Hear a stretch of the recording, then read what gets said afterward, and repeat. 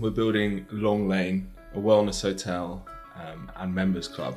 So it's personalised nutrition, and we believe it's the first of its kind, converting a 55-acre country estate. In the UK culture, I feel like it's changed recently where it's not seen as the norm to go out and drink every weekend now. And you said you've kind of got a potential opening rough time now. Can you share when that will be?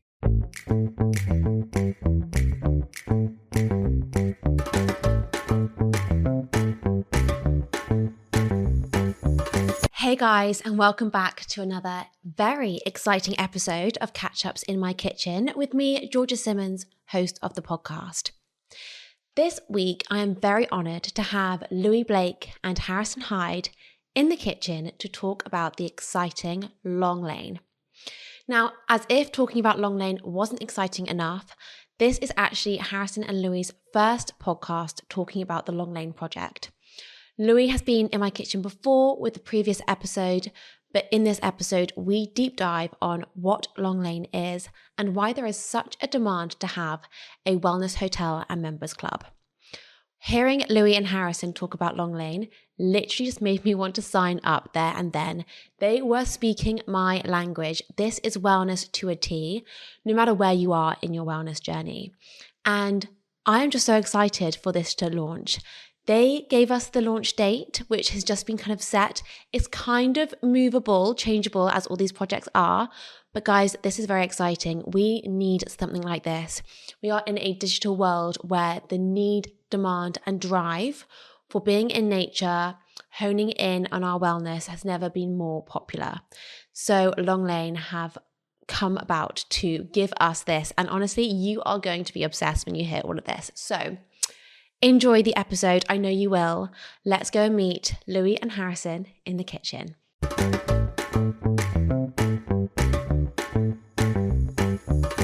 Loui, Harrison, welcome to the kitchen. How are you? It's good to be back. I've actually been here before. I know, it's great to have you back. Harrison's first time. First time, great to meet you, excited.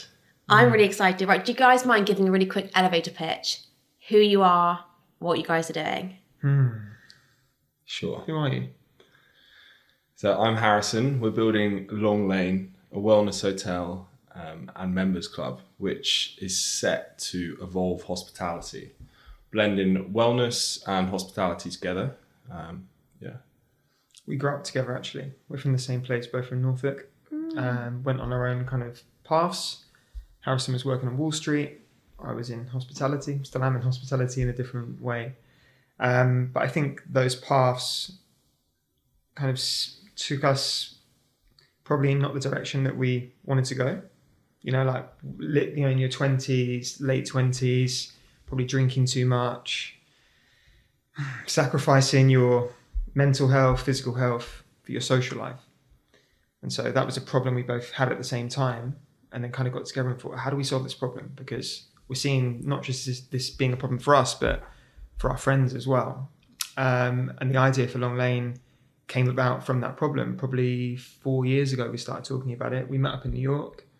We went out. An alcohol-fueled night, in a big way. A raging hangover, unhappy girlfriends the night after. Yeah, and we just said, like, I can't do this anymore. It has to be a different way, right? And so this is where the idea started, and it's taken the form you see it in now, and we'll talk about how it's kind of seemingly everywhere on socials at the moment, but the form you see it in now obviously is taken kind of 4 years to get here.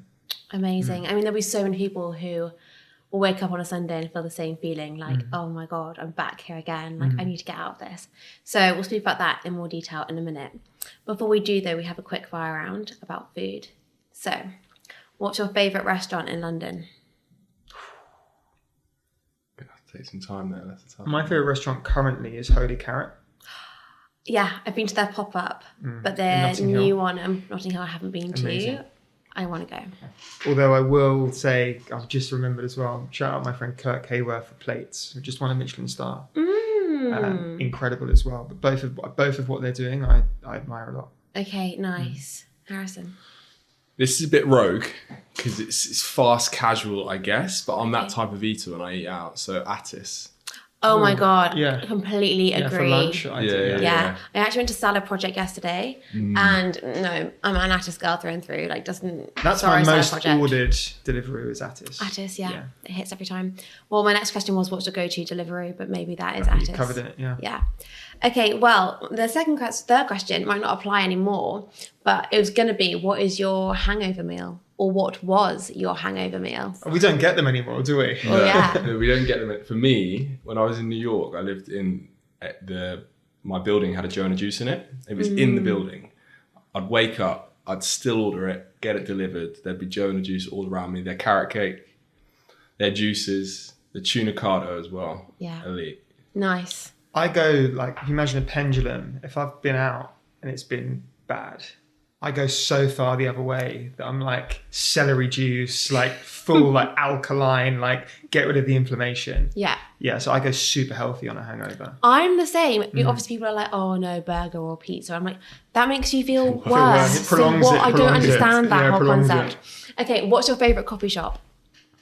Ooh, I like Watch House in Marylebone. Yeah, good, nice.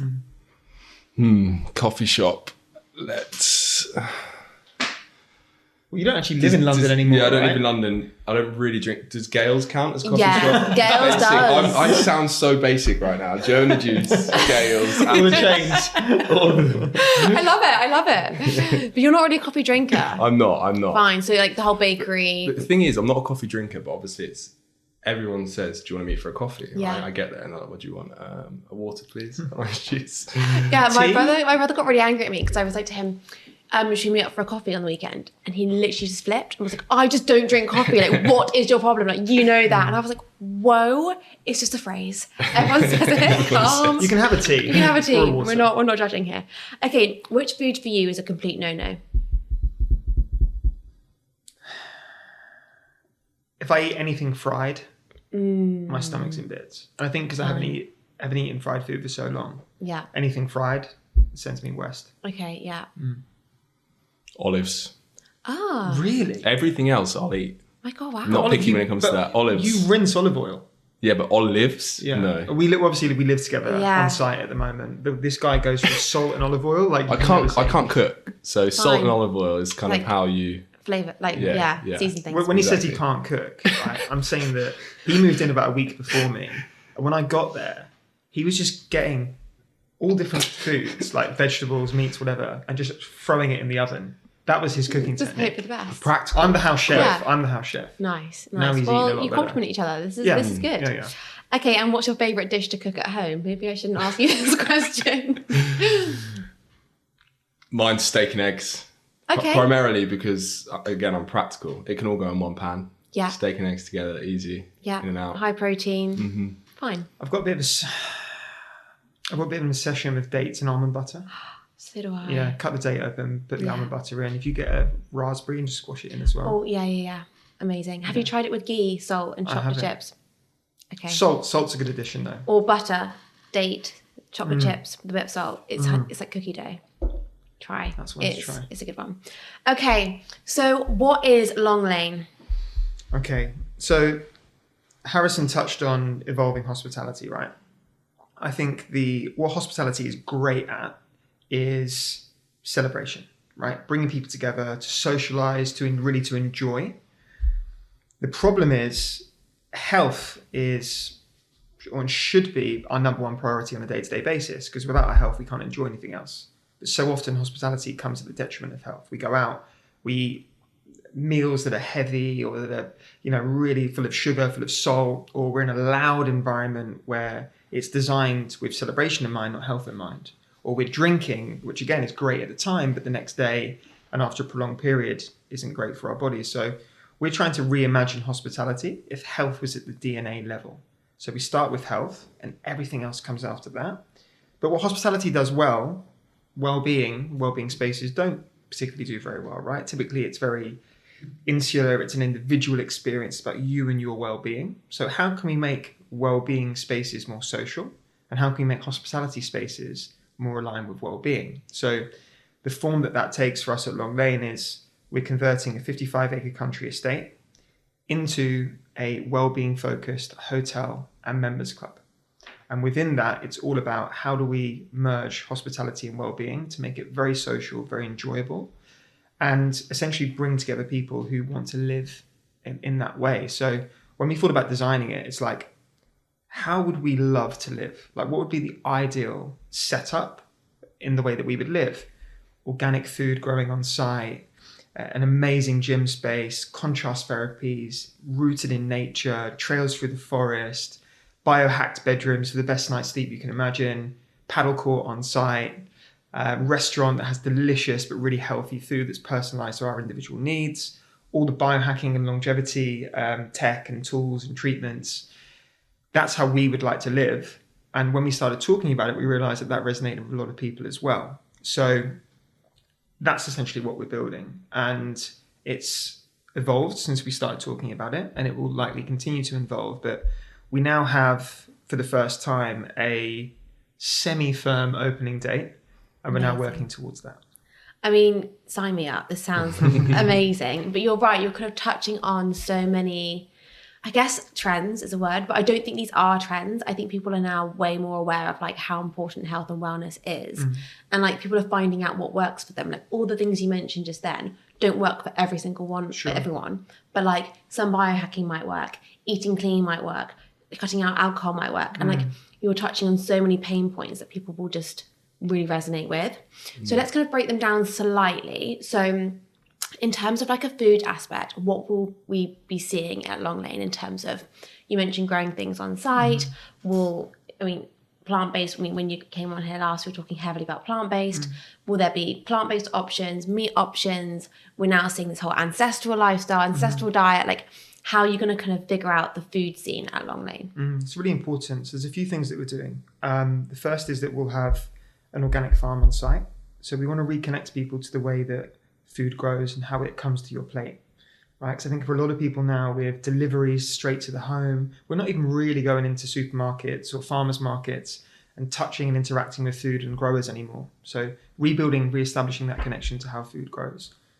And within that, there's going to be opportunities for workshops, both in terms of growing, in terms of cooking, through to how it's served in the restaurant, through to how it's composted, and then having a closed loop system on site so that we effectively for the benefit of sustainability and regeneration of the soil that's there.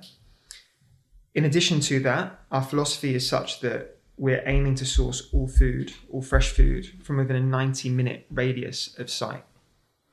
And the reason for that is because we believe in eating with the seasons, we believe in local, in fresh. The longer you leave food before you eat it, since it's been pulled or plucked, the less vitamin and minerals that it has.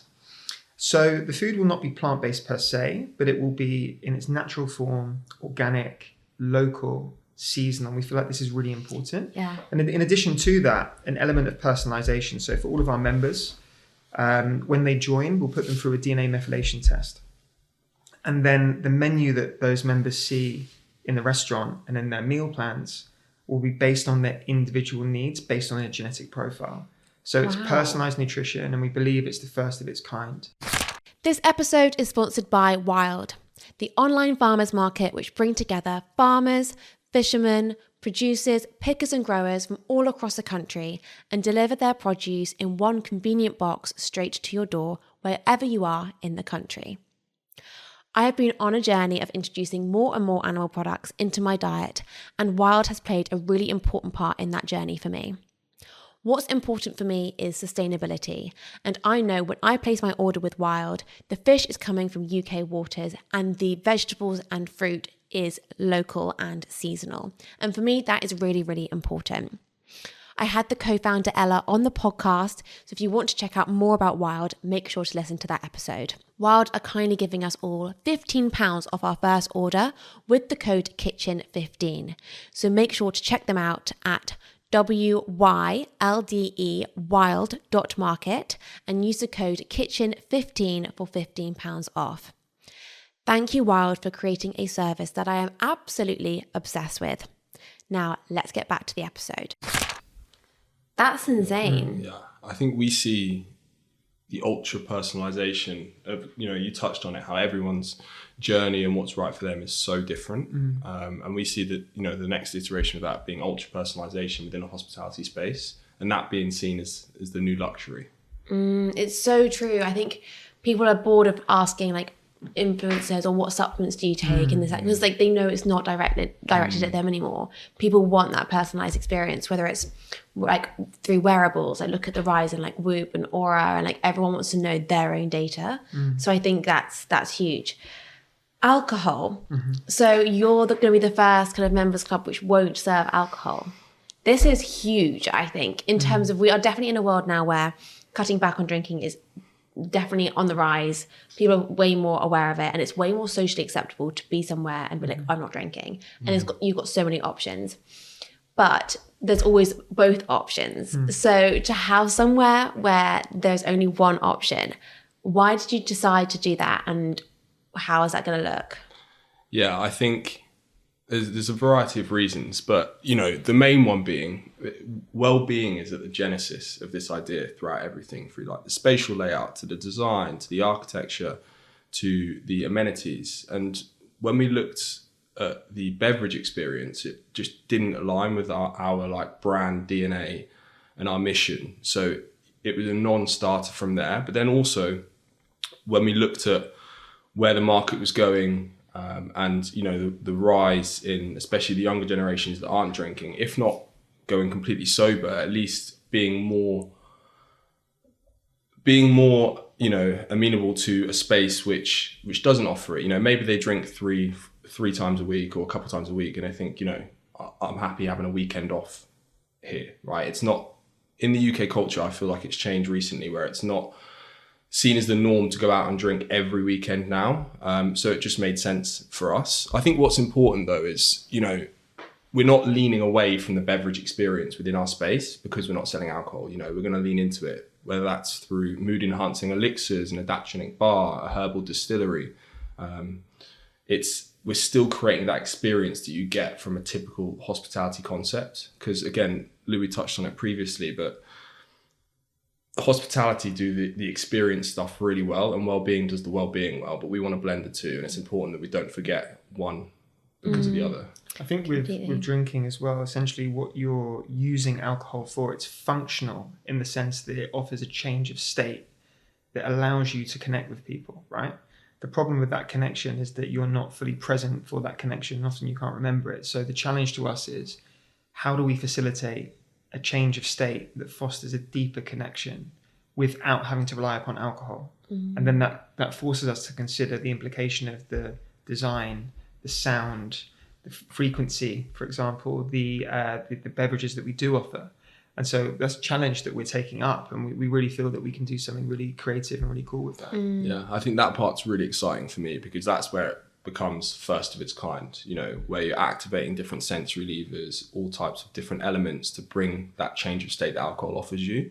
When we look at a lot of people have, in the comments said non-alcoholic bars don't work, but I think the premise of what those concepts are missing is that alcohol serves a purpose, right? It acts as a social lubricant. You take away that alcohol, people don't just suddenly go into the same space, which is dark, dingy, loud music, and become social butterflies. They need other aids, which is where we can then bring in those levers to ensure that happens without the use of alcohol. And hopefully people will come away and have an amazing experience, and be more open to the idea. Completely. I mean, it's funny that they said non-alcoholic bars don't work. I just don't think they've been done properly, like you said. I think it's really interesting. When I first heard that you guys weren't serving alcohol, I was like, oh, interesting. Like, in one way, that could be looked as like you're demonizing alcohol, and the studies that show that like having a glass of red is like good for you, and like stress causes health conditions, so like it can chill you out, and not that you should rely on it to chill you out, but it can do, and all these things. But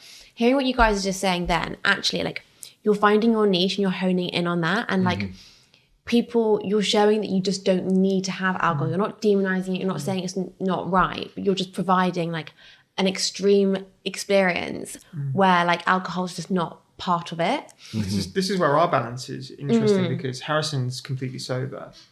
I certainly don't drink how I used to, but I'll have a glass of wine or 2 glasses of wine every now and again. So we can use our own individual lens on things and come together to agree kind of what happens from there, right? Yeah. And so me being someone that still does drink to an extent, having someone that doesn't, it means that we've got kind of both sides covered. Completely. Like for me, I like a drink now and again, but if I'm not drinking, for me, the glass you use is really important. Doesn't matter what's in that glass, but to have a fancy glass with something inside, it just feels like an occasion, no matter where you are, what's in it. Lighting, like you said, and just the atmosphere and the vibe of the room just completely changes how you feel. Yeah. And I don't think you need alcohol. Like you could be like, okay, I don't mean to like slate any canned wine brands, but like for me, drinking wine out of a can, I may as well be drinking water. Like I just don't want that. For me, it's just not the experience. I don't like wine enough to be drinking it out of a can. For me, it's a whole like in the glass, like the whole like vibe around that.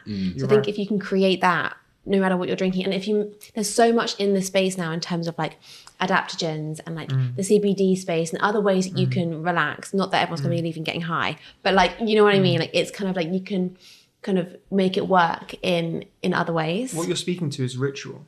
Right. And in a culture where we're now being trained to exist on 10-second cycles of attention, we've lost the connection to ritual, which is so ingrained in our DNA, in our ancestry.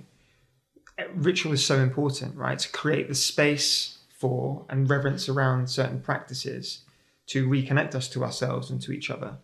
So by you saying about having a glass, that's part of a ritual. You have your glass, there's a pouring, there's a sitting, there's a smelling, there's a tasting. That's ritual, right? And that's what's been lost because our attention's been hijacked to the extent that we can't give these situations the time that allows for ritual. And ritual creates meaning around things, right? So most ritual has been lost. So I think what we're looking at is not only do we take the literal utility of a substance, but how do we introduce ritual around it and protocols around these things that give them a deeper sense of meaning and therefore greater impact, utility, efficacy, right?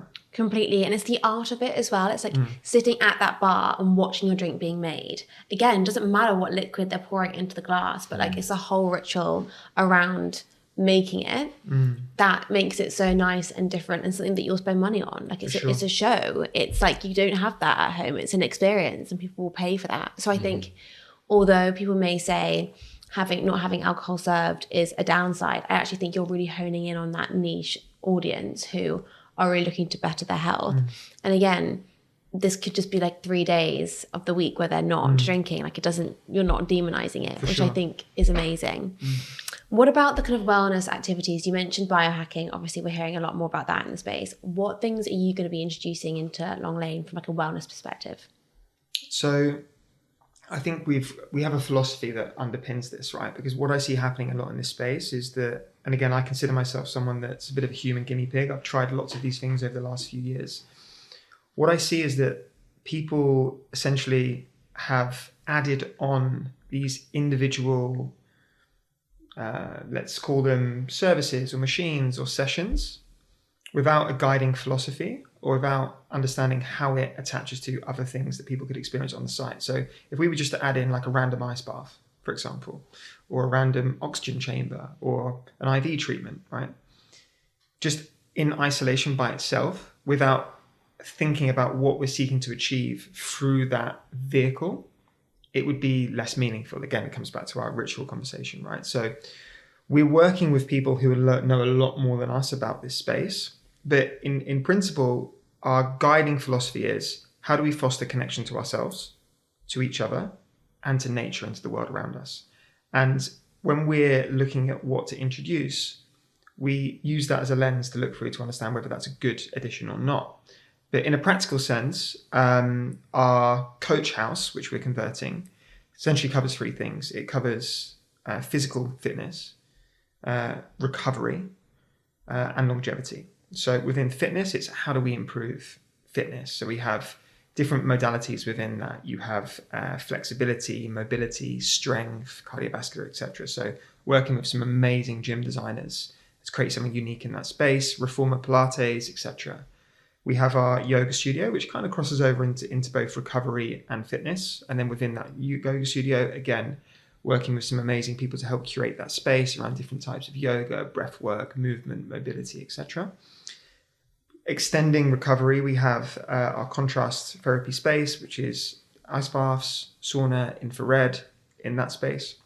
Then upstairs, we have our longevity clinic. And then that's looking at how we then take those diagnostics that are offered as part of the membership, but there's additional diagnostics within that, and then therapies that support the individual needs of those people to work towards a desired outcome, right? Equally, our hotel guests, when they sign up, when they inquire about a room, are prompted to give, if they choose, an intention around their stay. Then we can recommend therapies to support what they're looking for from the site. So let's say that you arrive, you're going to get in at 10 p.m., right? Your circadian rhythm's a bit messed up. You've flown in from the US. The protocol that we recommend to you is based on the state that you will be in or likely to be in at that time. Now, as you mentioned, wearable data is really important. So how do we then take those different data points to provide a protocol that's specific to you as an individual and your needs based on your individual experience on site at that time? But in terms of therapies, we're looking at things like hyperbaric oxygen, we're looking at ozone, we're looking at different IV therapies. And we're working with an amazing longevity doctor and clinic to help bring those together. But it also lends itself to consider the most natural of biohacks, because all of these therapies essentially imitating nature in some form, right? So sunlight, grounding, water, food, like stress management. These are the real biohacks. So it's almost blending this modern technology with these ancient modalities and these things that are all around us that are the most organic of biohacks. When we looked at the offerings that we're gonna offer in regards to the wellbeing element, the wellbeing industry can have its own barriers to entry from like a preconceived notion point of view. We talked about this before, like sound healing is something that I do and I benefit from. And I know a lot of my friends would, but if I said, do you want to go to a sound healing class? They'd be like, no, not for me, right? It's quite hard to get them over. So we see Long Lane as positioned as a facilitator that can kind of bridge the gap between those people that are open to it and maybe even closed, and bring them along that journey, rather than it being so intimidating with all these different therapies. And maybe it's, I feel through our brand and through our positioning, we're able to bridge that gap for our consumer to bring them through to someone that's closed to this currently, to then hopefully by the end of their journey become a purist within the space. What I love is the whole membership aspect, and the fact that you guys aren't just doing a tick box exercise. You're not like, oh, you must have an ice bath because that's trending right now, a sauna. Because I think often people think, oh, I'm just going to go for, let's just take a lymphatic drainage massage as an example. I'm going to go for a lymphatic drainage massage and I'm suddenly going to feel so much better. And wellness doesn't work like that. It's building these incremental changes over time, the healthy habits that you're kind of compounding on to then make the greater change. And what I love is that you're not saying oh yeah, we have all these facilities that everyone is open to everyone. You're kind of giving everyone their own route to wellness, which I think is so nice. And I think people often think they want that quick fix, right? They're oh, let me just jump in an ice bath and suddenly I'm going to feel amazing. And yeah, you do feel amazing straight after, but just one ice bath isn't going to change your life. It's on that point, for depending on what point in your cycle you are as a woman, it can actually be detrimental to go into an ice bath. If you're in a state of elevated stress, getting into an ice bath at that point in your cycle is actually not great for you. Yeah. Right. So there needs to be an element of personalization to this, but we're not saying that this is an ultra curated experience. It just needs to be a light touch point, because again, to Harrison's point, it can be very intimidating.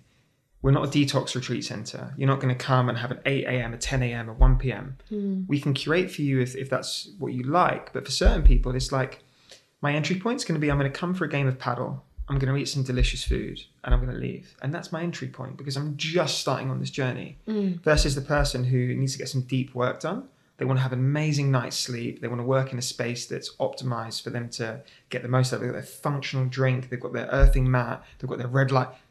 At both ends of the spectrum, it's open. But essentially, as Harrison said, it's bridging that gap between those two worlds, making it accessible, making it understandable as well. Completely. And I guess social as well. Social, social is key here. That you're creating something where people can have a nice time. They want to connect with like-minded people. They want to make memories, make friends, make connections. And I think, again, making it accessible to everyone, wherever they are in their wellness journey, is so key. But I love that you're taking like the really hyper personalized approach, whether they are complete beginners in the space and, like you say, just want a game of paddle and a weekend not drinking, or whether they are like extreme biohackers and want to like take it to the next level and they're more extreme. I think you're making it really accessible but also really niche, and that's really cool. So in terms of inspiration, like, are there any areas or like any hotels at the moment or any locations that you're kind of like looking on for inspiration at the moment? Yeah, I think in the UK, in terms of concepts that are very similar, we're struggling to find something close, but there's a place called Sweet Honey Farm I think it's in New Jersey, but obviously targeting the New York, the Manhattan demographic.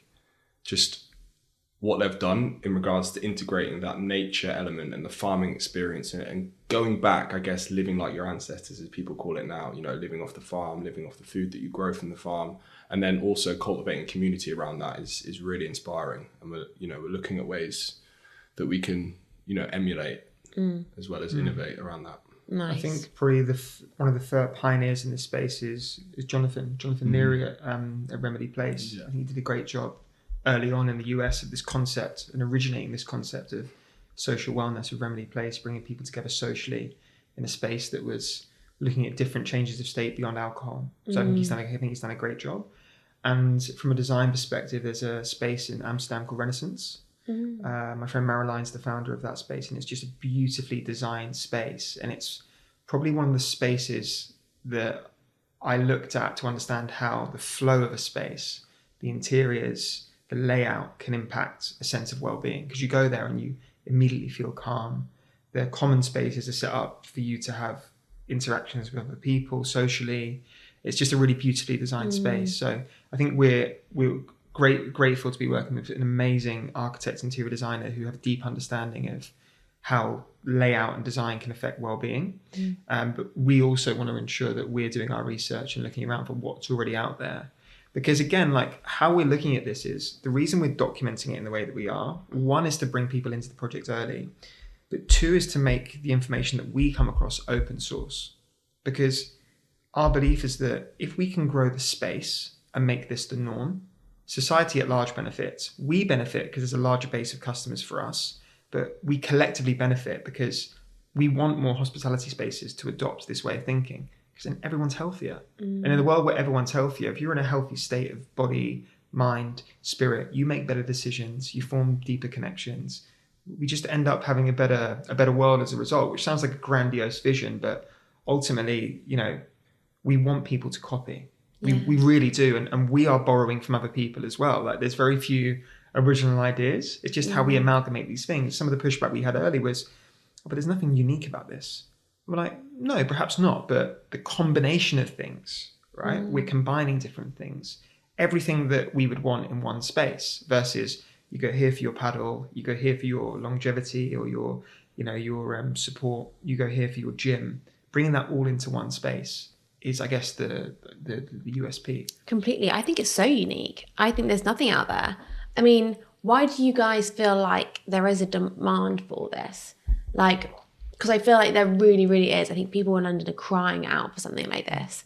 Why do you think society has kind of got to that point where we are looking for this kind of experience? The reason why we're looking for it, I feel, is that we're so in the digital world now. You look at the emergence of AI, you look at how much time we spend in a screen on our phones. The other end of the spectrum of that is nature, right? So I feel like because we've gone so far this way, the antidote to that is to go back the other way, right? And so I think that's one of the reasons that it's resonated. And I think also access to information and awareness of other ways of being. Previously, you would just adopt the behaviors of your forebears, your peers, right? And the pub is such an ingrained institution in the way that we socialize in Britain and the UK, right? It's like, that's what your parents did, that's what their parents did, it's ingrained.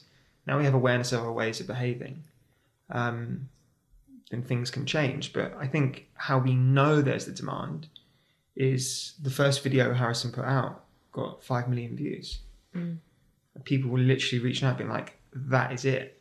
And that gave us the confidence, I would say, to push on. To persevere, yeah, because that was a couple of years ago now. And we had a lot of challenges. We had a site initially, we lost a site.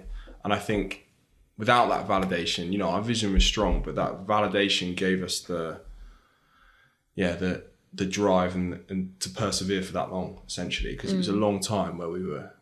Thankfully, it happened like that because the concept evolved a lot since then. Thank God we didn't launch then, because it would have been nothing to what it's going to be now. So I'm very, very thankful for that. Patience truly paid off. But you must have seen that when you started posting.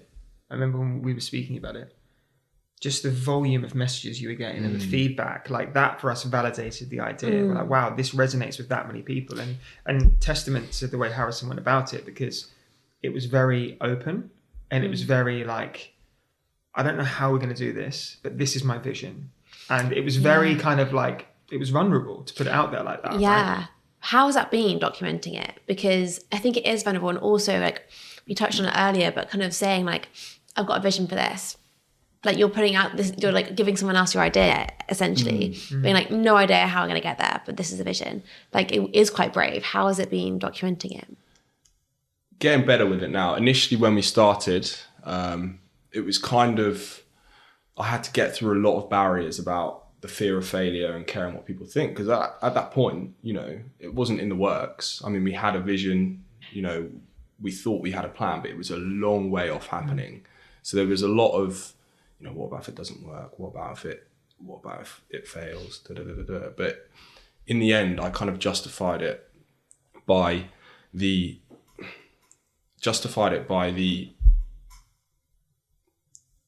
first story went out, and the message that we were getting back and the validation that came back from that kind of justified my, continued posting after that. There was an element at one point when we'd lost the site, me and you had a conversation, I'd stopped posting essentially because, in my head, I'm like, I've let everyone down. It's not happening. There was an element of embarrassment there. But what I learned from that experience is the vulnerability that happened after that, me coming out and sharing the experience that we lost the site and it's not all, rainbows and sunshine. Me coming out and with that problem we had gave people the ability to help me solve it. If I hadn't have come out and told them that the problem we were having, I would have. We then viewed like 30 sites after that. Most of which came through social media. So it was a big lesson in the fact that if you don't tell people your problems, no one can help you solve them, and people do want to help.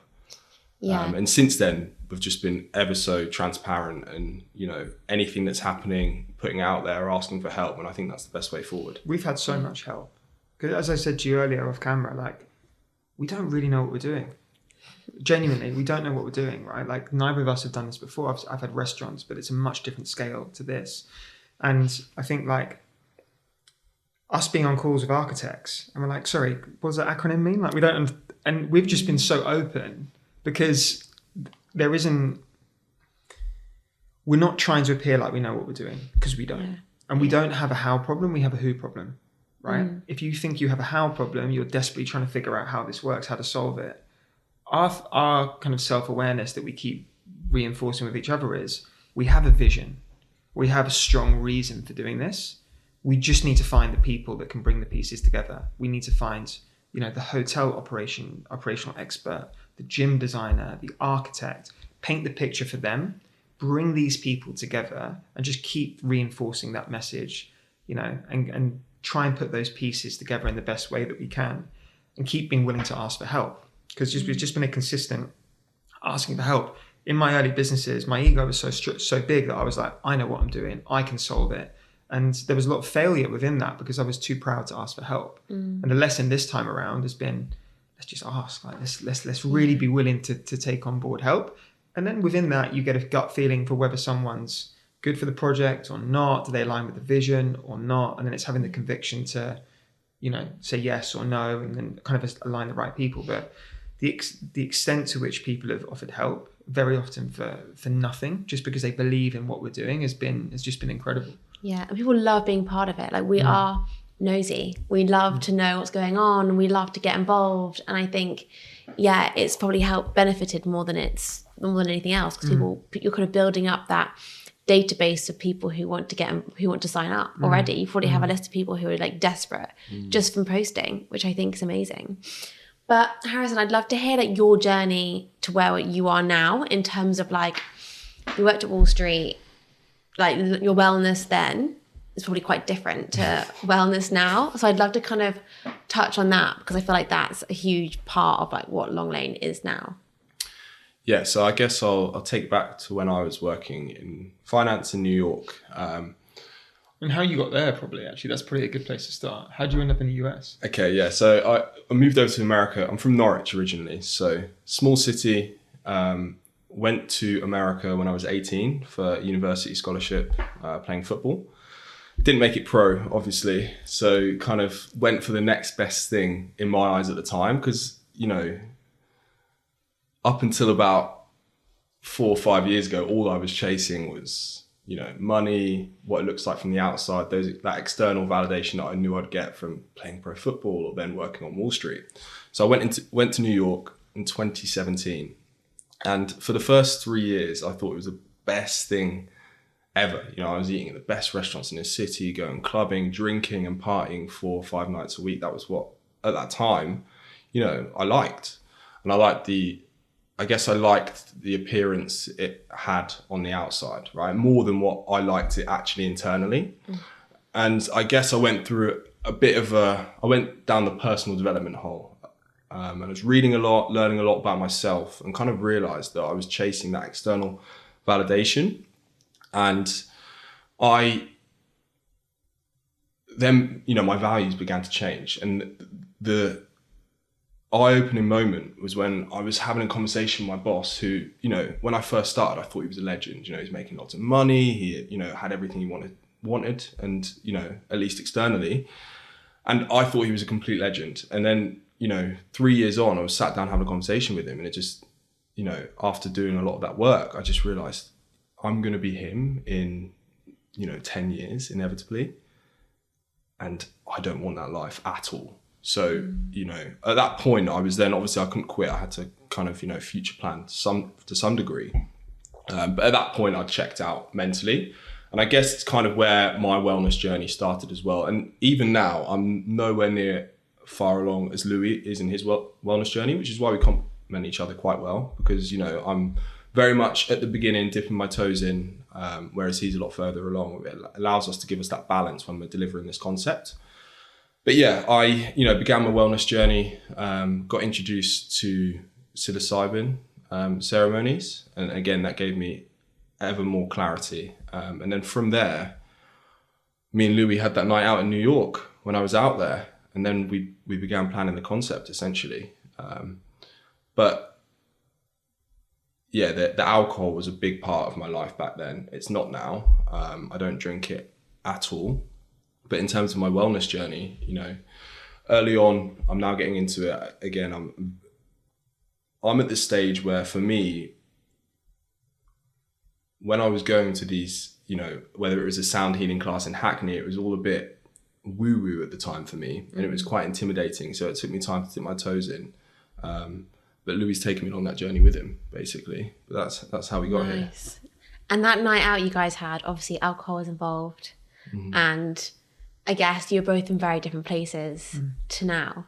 But I think it's really, again, refreshing to hear your journey, because I think so many people feel intimidated by those who are in wellness who are further along. So you could be like intimidated by how far Louis is along on his wellness journey and be like, oh, this is not for me, and go back to the old ways. And I think that's just, it's so nice to hear that you're like trying to find out what works for you and what doesn't. And I think, you know, like there's the sound healing, sound baths work for some people, not for others. Meditation, like I find that so hard. Putting on a long run, 20K, I'm fine. I can like zone out in, that's my meditation. Got to sit in a quiet room, I can't do that at all. So like, you just got to work out what works for you and what doesn't. I don't think we can look at it as a linear thing either, right? As in like, I'm here and then you're there. It's like, it's not linear, it's multidimensional, you know, and we can have also on that journey, let's say, you can have setbacks, you can have periods of growth, you can have periods where you drop back into things, and that's okay, right? As long as you're kind of moving in the right direction, and you recognize and develop that self-awareness to understand what you need at that time. Yeah. I think what's kind of compounded that most recently is we're now living on site, and there's a group of us living together, and we're all able to hold each other accountable to certain things, right? We all get up super early. We all do our kind of morning stuff together. We go for a walk, we train, we get to bed early, we eat together, and kind of we're living the lifestyle that will form the foundation of the project now through the building process and bringing other people on that. So when people come to visit the site, they can almost drop into how that site will function when it opens. But I just wanted to touch on something that he said that's really important, is that to leave a job that pays you very well, that's your security, that is your foundation, without any certainty of what you're stepping into, is an incredibly difficult thing to do. And without taking that step, this project doesn't happen. Because by Harrison stepping out of that, that gave me the conviction, like, wow, he's actually serious about this. Like, he's quit his job and moved back to the UK with no security, like no assurance that this will happen. And I think that's what it takes to make these kind of things real. Because you can look at it where it's at now as, oh, they just had an idea, they put it out there, got lucky, it went viral. It's like, no, like stepping away from something like that, you send a message out, right? Whether you believe in universe, God, whatever you want to call it, that sends a really powerful message that says, we're going to do this. Like, I've been willing to let go of grasping this to open up and receive this. And without him taking that step, none of this would happen, right? Yeah, so true. It is so brave to do. And I also think something you said about looking at your boss, I think this is a huge one. Like anyone listening, if they're like questioning where they are in their career, if you look at someone above you or your boss or your manager and think, would I want their life? And if the answer is no, that's the answer you need to make a change. I think that is so huge. And when you work for yourself, you haven't got that, but you have that goal, right? You're creating that end goal for yourself. But when you have someone one step above from you, you can really look and be like, is this the life I want? And if the answer is no, then yeah, it's time to make a change. So in terms of like a day in the life right now, like what are we looking at? What's life at Long Lane looking like right now? So you're all living together. How is it? On our best day or our worst day? Start with the worst. They're all good days. They're all good days. Best day. Which is it. Now we've got a good group there. That's 9 times out of 10, I'd say. So we wake up.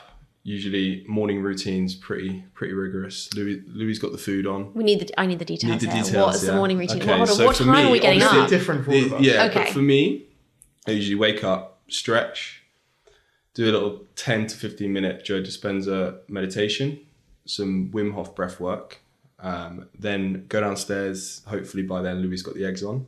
Nice. Perfect. We usually eat, and then we'll go for a walk. At this point, it's probably about 6:30, 7. We'll go for a walk, catch the morning sunlight. Obviously, we're in the countryside, so it is amazing. We still haven't discovered hardly any of the sites. So like we're walking about, discovering new things, which is amazing. And then we don't actually schedule any calls till about 11, 12. So when we get back, it's just deep work time, probably for about 4 hours. Then in the afternoons, back to back calls until the evening. And I actually, depending on the night, the guys have picked up jiu-jitsu, we go to the gym, but I also joined a local football team because football for me, even when I'm in the gym, usually I have my phone on me and I'm listening to a podcast maybe and like, my brain gets triggered by something that's happened in the podcast and I'm relating to the business or whatever. So it's very hard to switch off. But football for me is like pure relaxation and meditation in the sense that I'm just focusing on that. So that's been an amazing experience. I know it's the same for you with jiu-jitsu. Yeah, my day's pretty similar. So I'm because of the volume of calls that we have, I try to move in between calls through the day as well. I think it's really important. So we've just put a pull-up bar in. Obviously, you've got beautiful like estate that we can walk around. So like every 60 to 90 minutes, going for a short walk, going to do some pull-ups. We've got the sauna working now. So just trying to kind of intercede those work moments with kind of movement. My attention span isn't great. So I've probably got an hour to 90 minutes of like focused attention and then need to move around. But when we're on site, it's kind of all systems go. Coming up to London 1 or 2 days a week, different meetings, podcasts like this, because we've kind of finalized the funding round, but we're now going to crowdfund the last remaining allocation. So calls, meetings, potential investors, and the various people that are working on the project, PR agency, marketing agencies, different. When I said it's a who, not how problem, there's a lot of who's, right? Because again, we don't know what we're doing. So I love it. So yeah, that's pretty much the day-to-day at the moment. And you said you've kind of got a potential opening rough time now. Can you share when that will be? Yeah, you can. It's likely to be pushed back though. That's fine. April 26. April 26. So it's going to take us around a year to build. Yeah.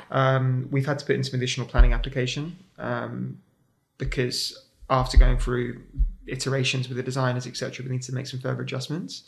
But essentially the schedule of works is such that we will be extending the coach house. We'll be adding on a larger restaurant space and kitchen area, putting in a natural pool, putting in paddle courts, putting in cabins in the forest. There's some landscaping that we need to do. We need to put the farm in, and obviously we've got various consultants working on their speciality within that. They all have to come together, talk, make sure that it all kind of fits in. And then obviously there's a schedule, because as we're learning, one thing has to happen before the next thing can happen, as an example.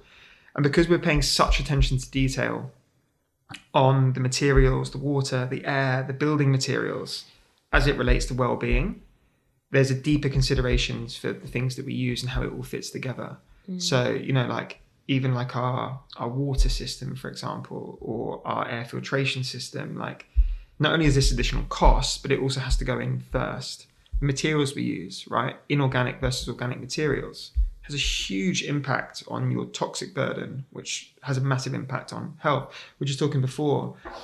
One of the biggest things I've learned in the last couple of years is a year ago, I did a bioresonance test, which is a test which gives you a biological age score, amongst many other things, right?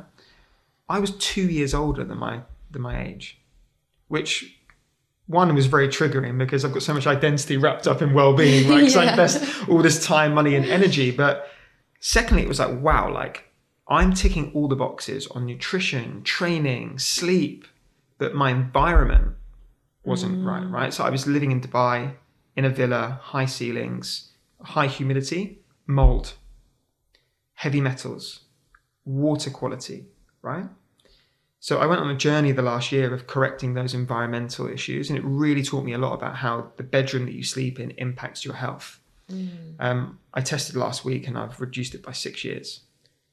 Wow. And I went through but I had to go through some rigorous detoxing, right? I've done 2 parasite cleanses, done a heavy metal detox, liver cleanse, I've done all sorts over the last year.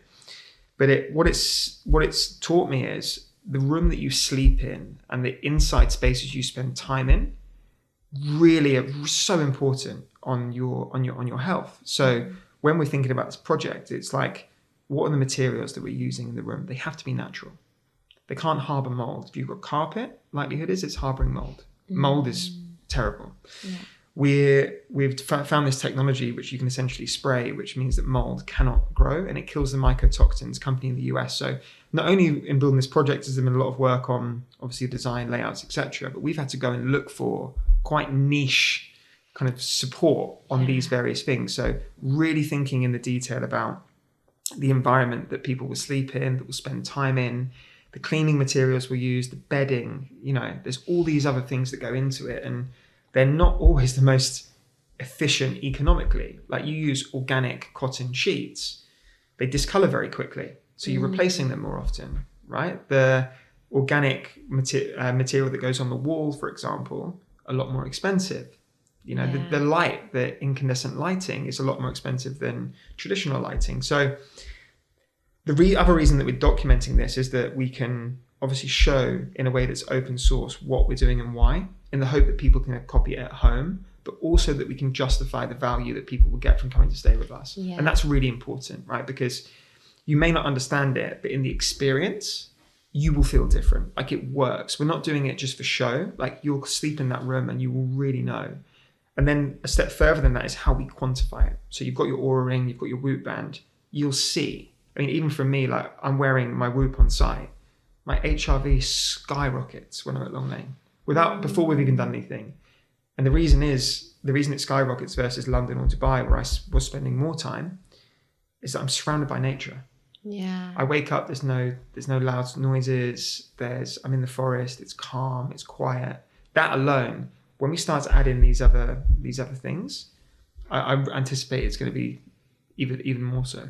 It's amazing that you've got like the data to back up all this as well. Like wearing the Whoop, for example, it's great to have that as like an additional support and evidence. It's amazing, but like you say, there's so much to think about. And like once you start, it's kind of like the more you look, the more you see. It's kind of like, oh my God, sheets. Oh my God, cleaning products. The wall, like the water system. And there's so much to it. You've got to make it simple, right? And again, like we will take on a lot of that headache so that people won't have to think about it. And then to your point, what you take from that and use is up to you. Maybe you start with your water.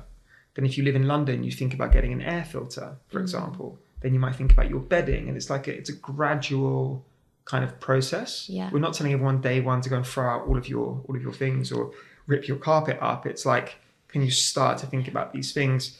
Coming back to the guiding principle of health as number one priority, like your individual health is a number one priority. People might say that's selfish, but in a state of improved health, you show up for family, friends, work in a healthier state and therefore a more efficient state by solving that problem first. So that's why we believe it's really, really important. No, it's so exciting. Guys, this has been so great. I mean, I'm literally like, can I open this, April? So before we end, we do have a final question, which is what's in your bag? So do you mind giving a little bag tour about what's in your bag that you brought out to London? Got a big one. Got a big one. Go on, let's show it. You go. I feel like this says a lot about someone, so I'm really intrigued. MacBook. Yeah, essential. The content creator in me, the DJI. I've heard this is very good. Very good. Yeah, I recommend. love that. Wash bag. Yeah. Gym clothes, the rest of it. What's that Some book you've got shorts. there? Oh yeah, I've got a book. What are you reading? Louis donated me this one, Setting the Table. Nice. Yeah, it's by Hospitality Essential. Danny Meyer. It's 11 Madison Park. Okay. Founder of that. Shake Nice Shack as one. well. Okay, Shake Shack. good. Yeah. Anything else? No, just gym clothes. Okay, So- nice. I've got a book. I'm reading Zen and the Art of Motorcycle Maintenance. Okay, nothing to do with wellness, but No. still a bit of I've a got switch some off. got some supplements. Okay, what supplements are we on? This is Restore Flora for my gut. I had Okay. a gut barrier test recently. I've got a little bit of leaky gut. And this is DHEA. Again, from my blood test, a little bit low DHEA. That's prescription. I've got some Vivo barefoot shoes. Are these the grounding? These are the barefoot. Fine, They're fine. running shoes, those ones. I won't put them on your table. Water bottle with human 24 in. That's like an electrolyte blend. Some Nice. smelly gym kit, which I won't get out. Dirty cacao. That's for tonight. Nice. Whoop. Supplements. More supplements. I love it. Glasses. Are those blue lens glasses? Yeah, blue blocking glasses. Yeah, love it, love That's it. about it. Oh, love it. I have something for your bag, actually. That's yeah? your supplement case just reminded I me. think like of me a cleaner or something. No, not a cleaner, not a cleaner. Guys, thank you so much for coming on. Thank you. I've loved this. I can't wait to come to Long Lane as a member or as a guest. Like, You're it's- actually welcome to come before as well, because Thank at you. the moment people are coming to site to visit, come for the day, have a walk around, whatever. Yeah, So I will take you're you up more on than that. welcome. You've got to adhere to 100%. the regime though. What's the Yeah. regime? The Long Lane regime. Yeah. Oh, what's the regime? Clean diet, training, Oh, yeah, I can reading, adhere to and that. all that stuff. Yeah, You've I'm got on that. board. I'm Yeah, on board. yeah, Yeah. I You love can't it. corrupt us. That's No, I won't. Thank you guys so Thank much. you. Thank you. Thank you guys so much for listening, and what an episode that was. I am so excited for Long Lane to launch in April 2026, and I'm sure you guys are too. Now, please click that subscribe button if you are keen to hear from our next guest, which is Sophie the nutritionist. Check her out on Instagram. I love her content, always so refreshing. So we will be joined by Sophie in the kitchen next week. Click the subscribe button so you don't miss the episode. See you then.